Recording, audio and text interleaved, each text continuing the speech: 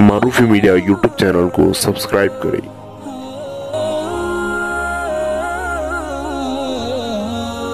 तिरमिदी ने तिरमिदी शरीफ में, इमाम अबू दाऊद सजीस्तानी ने अबू दाऊद शरीफ हदीस नंबर 2488 पर एक रिवायत जिक्र की। हज़रत अब्दुल्लाह इब्न अब्बास और अनस बिन मालिक रज़ी अल्लाह ताला अन्हु की। वो फरमाते हैं, जाअत इमरातुन इला नबी की सल्लल्लाहु अलैहि वसल्लम युकालु लहा उम्मे खल्लाद। अल्लाह के नबी सल्लल्लाहु अलैहि वसल्लम की मजलिस में हम बैठे हुए थे। अचानक एक औरत अल्लाह के नबी सल्लल्लाहु अलैहि वसल्लम की मजलिस में आई। जैसे मजलिस में आई, आने के बाद वहिया मुंतखिमतुन, वो सर से लेकर पैर तक एक चादर में मलबूस थी, काली चादर उड़ी हुई थी। जिस्म का कोई हिस्सा नजर नहीं आ रहा था। लेकिन हज़रत अनस बिन मालिक फरमाते हैं, उसका बेटा गज़वे बनु कुरैज़ा में शहीद कर दिया गया। एक तीर आया, यकलौता बेटा था, एक ही बेटा था, और वो भी गज़वे बनु कुरैज़ा में शहीद हो गया। उसका इंतकाल हो गया।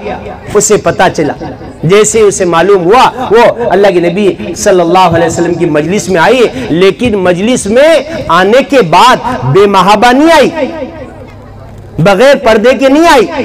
हालांकि यकलौता बेटा शहीद हो गया। कहने वालों ने उससे कहा कि तेरा बेटा शहीद हो चुका है, लेकिन कुर्बान जाए उम्मे खल्लाद के, कि उम्मे खल्लाद बापर्दा अल्लाह के नबी सल्लल्लाहु अलैहि वसल्लम की मजलिस में आई। तो एक सहाबी ने फ़क़ाल अस्हाबु रसूलिल्लाह सल्लल्लाहु अलैहि वसल्लम, कि एक सहाबी ने अल्लाह के नबी सल्लल्लाहु अलैहि वसल्लम के असहाब में एक सहाबी ने कहा, अरे ये औरत, इसका यकलौता बेटा, एक ही बेटा शहीद हुआ, वह अंती मुंतखिबतुन, और ये बापर्दा आई है। तो उस वक्त उम्मे खल्लाद के जुबान से निकला, इन उजरिया इब्नी फलन उर्जिया हयाई। तुम्हें कुछ मालूम है, मैंने अपना बेटा खोया है, मैंने अपनी हया नहीं खोई, मैंने अपनी शर्म को खत्म नहीं किया। मेरा बेटा शहीद हुआ तो क्या हुआ, लेकिन इस्लाम जो पर्दे का हुक्म देता है, इस्लाम बापर्दा रहने का हुक्म देता है, मैंने अपनी हया और शर्म को नहीं खोया। वैसी हालत में भी वो बापर्दा अल्लाह के नबी सल्लल्लाहु अलैहि वसल्लम की मजलिस में आई है। ये मकाम था उन सहाबियात का। तब तो पूरे दुनिया में अल्लाह तबारक तआला ने इस्लाम को फैलाया है, इस्लाम को आम किया है। अब तारीख उठाकर देखिए, अखबारुल अखियार, शाह अब्दुल हक मुहद्दिस देहलवी रहमतुल्लाहि अलैह की मायनाज किताब है, जिल्द नंबर 1 सफ़ा नंबर 296 पर एक अजीब व गरीब रिवायत उन्होंने हज़रत निज़ामुद्दीन अबुल मुअव्विद की जिक्र की। बड़े अल्लाह वाले, उस जमाने के बहुत बड़े सूफी औलिया किराम में उनका एक बड़ा मकाम था, निज़ामुद्दीन अबुल मुअव्विद का। उस जमाने में कैद साली हुई, और ऐसी कैद साली कि लोग मुर्दार खाने पर मजबूर हो गए। हालात दिगरगू, लोग परेशान, भूख की वजह से लोग तड़प रहे, प्यास की वजह से बिलक रहे, और हालात ऐसे जानवर सड़कों पर मर रहे। अब लोग आपस में मशवरा करने लगे, क्या किया जाए। चलो शहर के बाहर जंगल में सलाते इस्तिस्का और दुआए इस्तिस्का करते। सब की सब गांव वाले जंगल में गए, और जंगल में जाने के बाद, गांव के आखिर हिस्से में जाने के बाद, उन्होंने खूब अल्लाह के हुजूर रो रो कर दुआएं की। जो हीला था चादर बदलने का वो भी किया, दुआएं की, नमाज पढ़ी, अल्लाह को खूब मनाया। लेकिन रिवायतों में लिखा है कि सूरज की तमाज़त में और इजाफा हो गया। सब परेशान, इतने लोग हैं, दुआ कबूल नहीं हो रही। और मेरे मोहतरम बुजुर्ग दोस्तों, आज हालात भी देखिए, 1-1 करोड़ लोग खाने काबा का गिलाफ पकड़कर दुआएं कर रहे, दुआ कबूल हो रही। आज लोग अल्लाह के हुजूर रो रो कर दुआएं कर रहे, नमाजों में रो रहे, इज्तिमात में रो रहे, दुआओं में रो रहे।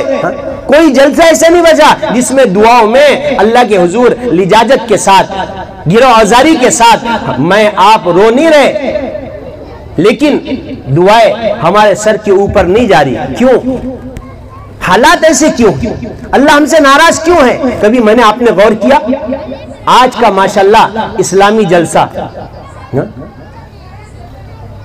مکاتب پر جو حافظ نعیم صاحب نے ماشاءاللہ محنت کی، وہ تو آپ نے اپنی آنکھوں سے دیکھا ہے.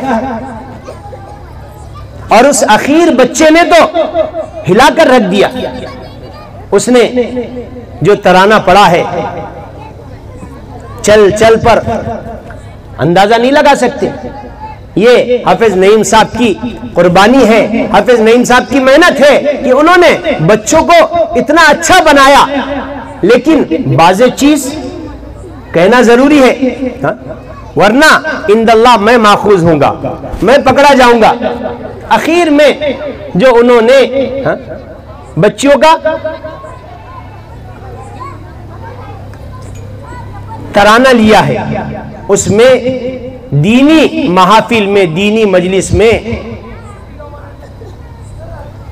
جو جھنکار ہے اور اس میں دیگر چیزیں ہیں، یہ بالکل ممنوع ہے، جائز نہیں ہے. ایسی چیزوں سے حتی الامکان بچے. اور پھر میں نے دیکھا وہ بچے نے بہت اچھا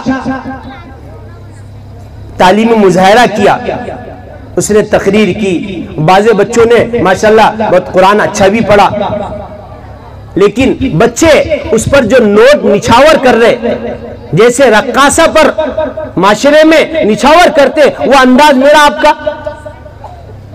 شریعت اس کی اجازت نہیں دیتی.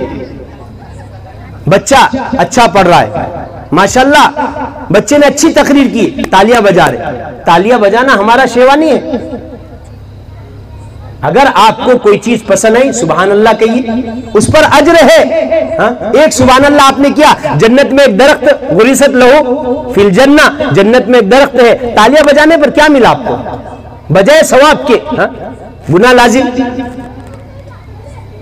نیکی برباد، گناہ لازم.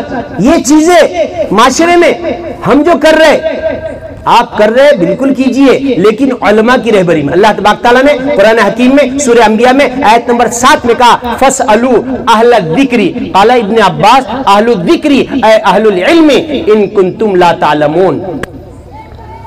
علماء سے پوچھو، پوچھ کر جو بھی آپ کام کر رہے. اگر ایک پورا گلاس ہے وہ پاک ہے، اس میں اگر ایک قطرہ پیشاب کا ڈال دے پورا گلاس نہ پاک.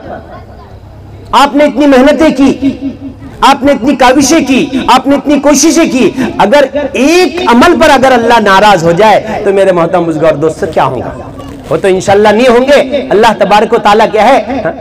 یعلم دبیب النملۃ السوداء علی الصخرۃ العظیمہ فی لیلۃ مظلمہ ہے. اللہ کی ذات تو معاف کرنے والی ہے. آخر میں معافی تلافی کر لیں گے، کیونکہ 99 باتیں اچھی ہے، ایک آدھ بات اونچ نیچ ہو جائے انشاءاللہ اللہ کی ذات سے امیدیں درگزر کریں گے. لیکن آئندہ ان چیزوں میں احتیاط کریں. میں جہاں محامد تعریف اور توصیف بیان کرتا ہوں، وہاں اگر غلطی کوتاہیاں ہوئی اس کو بھی اجاگر کرتا ہوں. عند اللہ میں ماخوذ ہوں گا. میں یہاں سے چلا جاؤں گا آپ کی تعریف کر اور جو غلطی کوتاہی نہیں بتلاؤں گا تو یہ چیز اور ہوں گی، اور اللہ روز محشر میرا گریبان پکڑے گا. میں کیا کروں؟ مجھے کہنا بھی ضروری ہے. جو گناہ اعلانیہ کیا جائے اس کو اعلانیہ بتلانا فرض عین ہے. اگر کسی نے کوئی گناہ انفرادی کیا تو انفرادی بتلائے، چھپ کر اس کی تذلیل نہیں کرنا چاہیے، اس کی حد تک نہیں کرنا چاہیے، اس کو کمتر نہیں سمجھنا چاہیے. تنہائی میں اس کو ٹوکنا چاہیے، تنہائی میں اس کو بولنا چاہیے. لیکن جو گناہ اعلانیہ ہو، عام ہو، تو اس کو عام بتلانا فرض عین ہے، ضروری ہے. تو بعض چیزیں جو منکرات کے قبیل سے ہے، کیوں ہم اوامر کا حکم تو دیتے ہیں، اوامر پر کھڑے کرتے ہیں، لیکن منہیات اللہ نے جن چیزوں سے منع کیا ہے، کیونکہ قرآن میں اللہ تبارک تعالیٰ نے 28 پارے میں سورہ حشر میں آیت نمبر 7 میں وَمَا آتَاكُمُ الرَّسُولُ فَخُذُوهُ وَمَا نَهَاكُمْ عَنْهُ فَانْتَهُوا بھی کہا. جو چیز نبی لے کر آئے لے لو، جن چیزوں سے منع کیا اس سے رکنے کا ہے، اس سے باز ہونے کا ہے. اس لیے میرے محترم بزرگ دوستو، آج ہم اپنے حالات کا جائزہ لیں۔ آج ہم ہر جگہ مارے اور پیٹے کیوں جا رہے؟ آج میں آپ ذلیل کیوں ہو رہے؟ آج ہر جگہ میرا آپ کا استحصال کیوں کیا جا رہا ہے؟ اللہ تبارک تعالیٰ نے قرآن حکیم میں 4 پارے میں سورہ آل عمران میں آیت نمبر 160 میں کہا، ان ینصرکم اللہ فلا غالب لکم، اگر اللہ تمہاری مدد کرے تم پر کوئی غالب آ ہی نہیں سکتا۔ یہ آیت ہمیں بتلا رہی کہ آج امت مسلمہ کے ساتھ اللہ کی مددیں نہیں ہیں۔ اگر اللہ کی مدد ہوتی تو آج میں آپ اتنے رسوا نہیں ہوتے، میں آپ اتنے مارے اور پیٹے نہیں جاتے، میں آپ اتنے ذلیل نہیں ہوتے۔ اللہ کی مددیں آج میرے آپ کے ساتھ نہیں ہے، اس لیے ہمیں چاہیے اللہ کو راضی کرے، وہی کام کرے جس کا اللہ نے حکم دیا ہے، ان چیزوں سے باز رہے، ان چیزوں سے اپنے معاشرے کو، اپنے آپ کو بچائے۔ ابھی کل 2023 آنے جا رہا ہے، کیا خوش نہیں ہوتا ہمارے معاشرے میں؟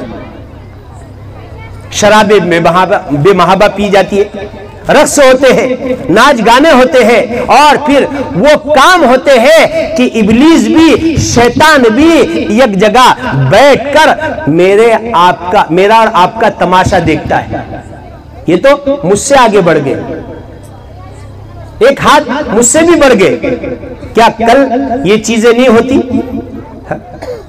مسلمان جن کا سال محرم الحرام سے شروع ہوتا ہے، اسلامی سال جو ہے محرم سے شروع ہو رہا ہے، لیکن میرے محترم بزرگوں دوستو، ایک سال ختم ہونے پر انسان افسوس کرے، اللہ کے حضور روئے گڑ گیا ہے کہ میرے زندگی کا 1 سال کم ہو گیا ہے، اور 1 سال کا پورا محاسبہ کرے۔ حاسبو قبل ان تحاسبو، وہ حساب کا دن آنے سے پہلے آج میں آپ اپنا محاسبہ کرے، 1 سال میں کتنی نمازیں ہیں؟ 820 نمازیں۔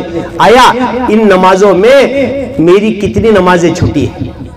واجبات کتنے چھوٹے ہیں؟ اللہ کو میں نے کتنا ناراض کیا ہے؟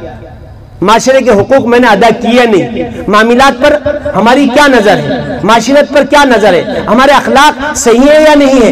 میں نے آپ نے کبھی ان چیزوں پر غور کیا؟ یہ کل ان چیزوں پر غور کرنے کی چیز ہے۔ 1 سال کم ہو گیا ہے، اس پر ہم افسوس کریں، نہ کہ خوشیاں منائیں۔ اور دوسری بات، یہ صلیبی اور صہیونی جو طاقتیں ہیں وہ مسلمانوں کو اور مسلمان کے نوجوانوں کو ان کے نہج سے اور ان کے طور و طریقے سے ہٹانے کے لیے یہ کام کر رہے ہیں، اور امت مسلمہ کے نوجوان ہے کہ ان دنوں میں شراب ہے، جوا ہے، یہاں تک کہ رقص ہے، ناچ گانے ہیں، موبائل میں نہ جانے مخرب اخلاق کتنی ایسی چیزیں ہیں، نوجوان رات بھر دیکھ رہے۔ روز محشر اللہ تبارک و تعالی ہمیں ہماری تنہائیوں کے بارے میں پوچھیں گا، اس وقت جب آپ ہوں گے، تمام اولین و آخرین ہوں گے، اور اللہ کی ذات ہوں گی۔ میرے محترم بزرگوں دوستو، اس وقت تو اللہ تبارک تعالیٰ نے کہا ان زلزلۃ الساعۃ شیء عظیم، سورہ حج میں کہا قیامت کا جو زلزلہ ہے اتنا خطرناک ہے میرے محترم بزرگوں دوستو، اس کا میں آپ تاب نہیں لا سکتے۔